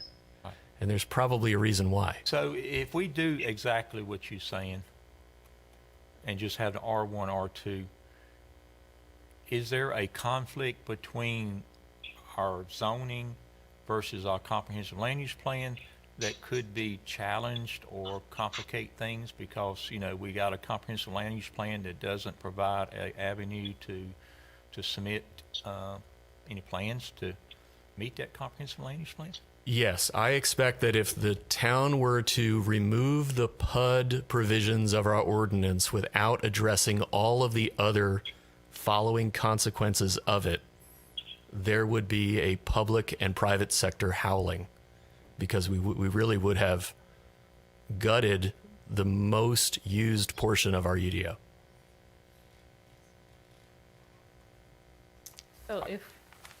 So if what I heard in all of this discussion, and then Dave just said, so if we went back and looked at this PUD, which to me sounds like it might be a solution that could help us until this UDO rewrite happens, which we've talked about, that's kind of our Achilles heel at this point. So we could require commercial, and I want to really define what we're talking about when we say commercial, retail, mixed use. I need clarity on that, as required as a part of the PUD. You do a PUD, that's required, and we put the stipulations on the timing on it. And we could also say, in a PUD, single-family homes must have a minimum of, say, 10,000 square foot lots. We could do that, right? You can do anything you wish, so long as it achieves a majority of the board. Now, it'll have to go through the text amendment process, and so the normal process for that would be if a board member, Commissioner Sutton, has an idea, which is what you just gave to me. That would be something given to the staff. The staff would assess that. The staff then would route it through the process and would come back to you after it's been through the planning board. And they've talked about it, and perhaps community groups have talked about it, and it would eventually come back to you. That unfortunately doesn't address the current application that you have, which is to add single family to the R3 district. I got you. I ain't there. Yeah.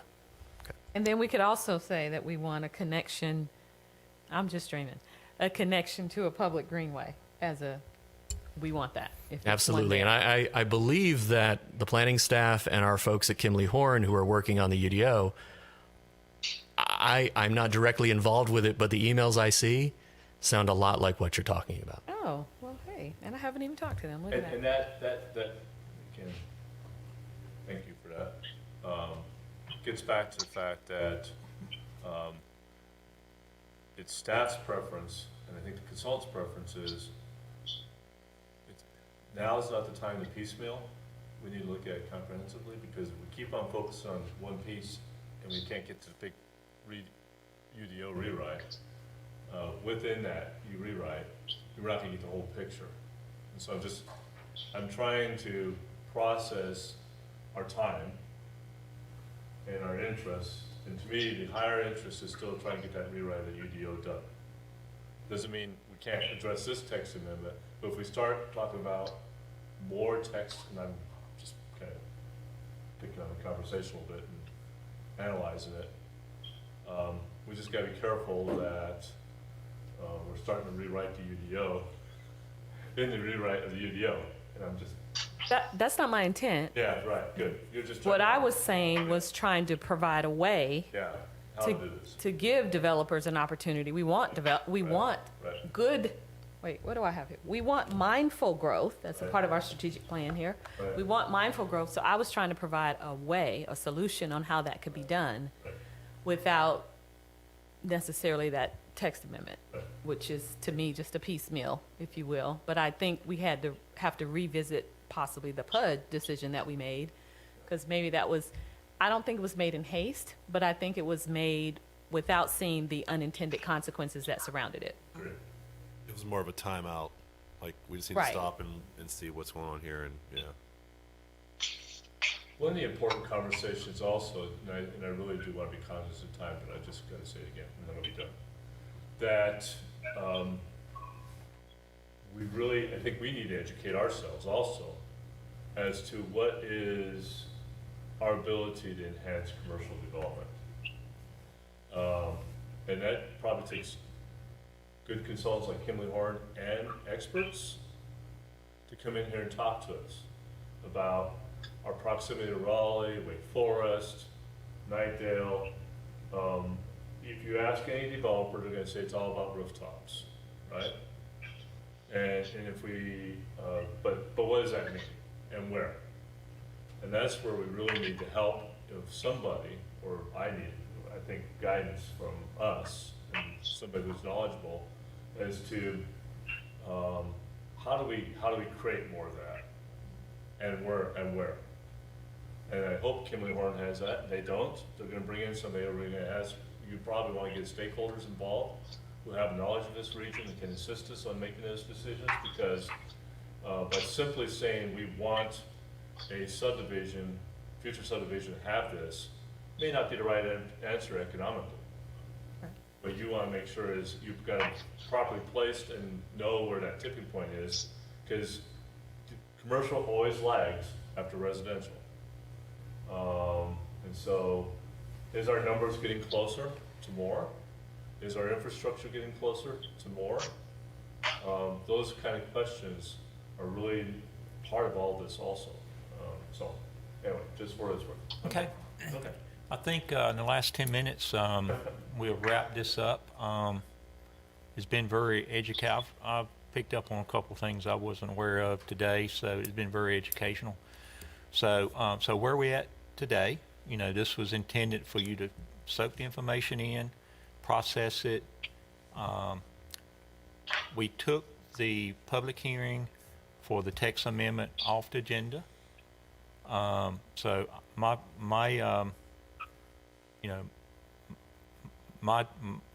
direction is to put it back on the agenda for a decision. In other words, it'll come to us and we'll vote on it. Either we're going to have the public hearing and move with the text amendment or not. Just keep in mind, we've learned a lot today that we don't have to accept the text amendment the way it's written. I mean, you can make changes to it. If you don't like the 6,000 square feet in the text amendment, you can change it to whatever. We learned that today. So, you don't have to take it on face value. We'll have a public hearing. You hear comments from the public about, pros and cons of it, and the density that's probably going to be in there with the text amendment.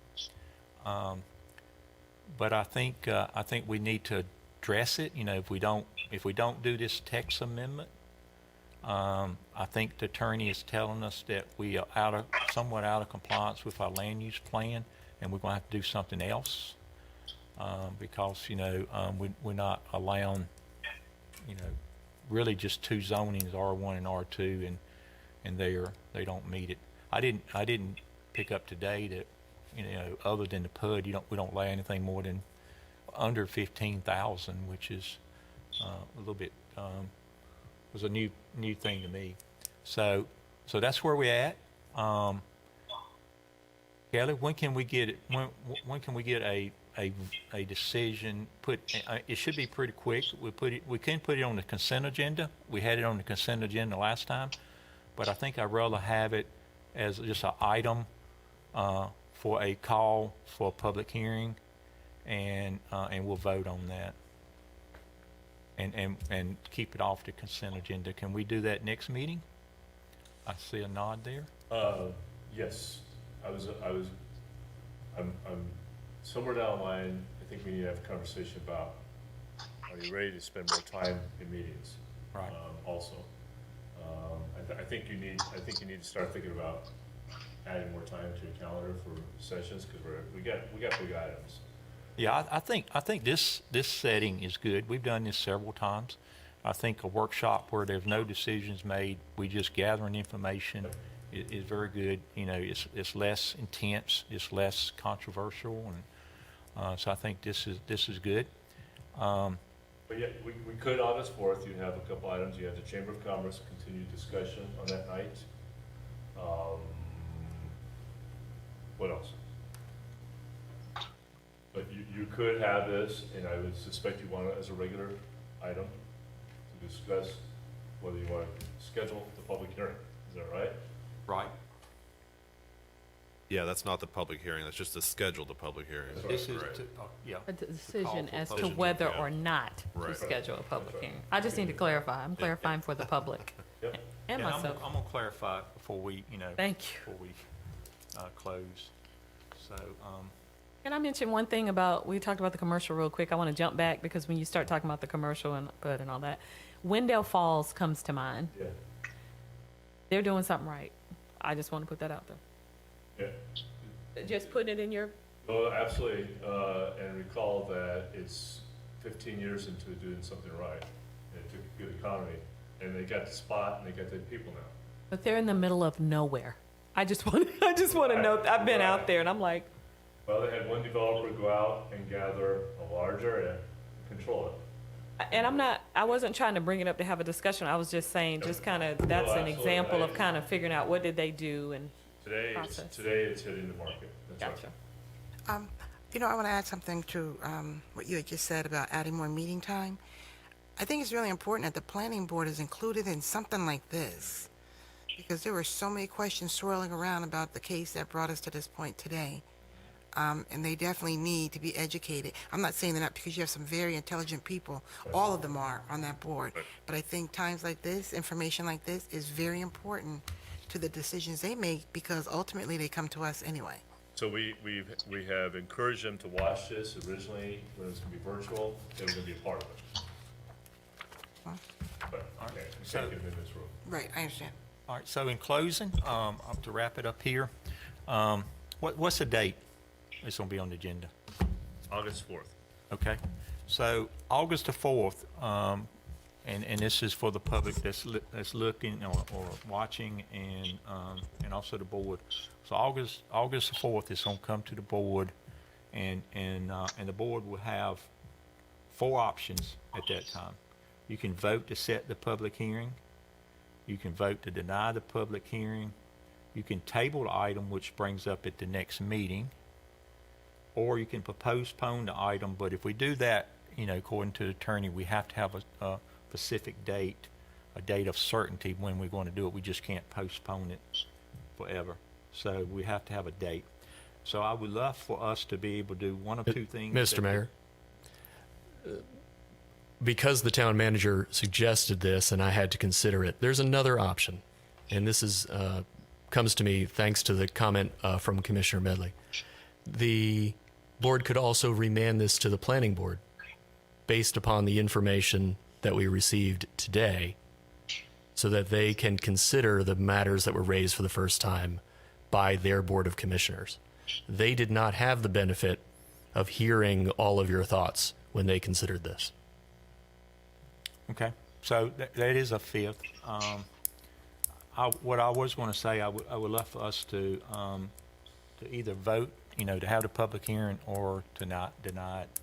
I think we got the comments from the planning board, but really what we need the comments is from the public if we want to approve it. So I almost think if we deny it without a public hearing, then that's not probably fair either to the people involved. But that's up to the board. You can follow any of these now five positions. So just a notice to the public, that's watching. If it does proceed, and it does go to public hearing, you will get opportunity to voice your concerns or either your pros for the development. And I think we have seen some of both. We have got communications of both from different citizens, and that's not unusual. So Sorry, I'm trying to. so I think I want to thank the staff for putting this together today and good information. Thank David for providing us some counsel on next steps, and thank the board for participating today. Jackie, I hope you feel better and you'll be able to be back at the next meeting. Ronnie, for the record, I'm fine. I'm just quarantining myself because of Dolores, and we hope we'll have a good report in a couple of days, because I think hers is just a regular bug, not COVID. I understand. I hope so too. So thank you for calling in, Jackie. that's the thing to think about, you know, the board think about, you know, the next, you know, few days. I would say, you know, if I had your, you know, position, what I would do is always, you know, I have always took the position of not making really big decisions until I hear all the facts and hear from the public. So, you know, you can think about it, kind of decide, you know, some of the things you've heard today, kind of get a feel for what you can do and can't do. You know, we don't have to take the text amendment as written. You know, it will be something that you can help modify to what the best interest and overall what we want to do is what's the best interest of Rolesville, the town, and the community here. So, and you guys always done that. So, you know, we'll continue to do that. So with that, I will ask for a motion to adjourn. I make a motion to adjourn. Okay, I hear a motion. Is there a second? I second it. All right.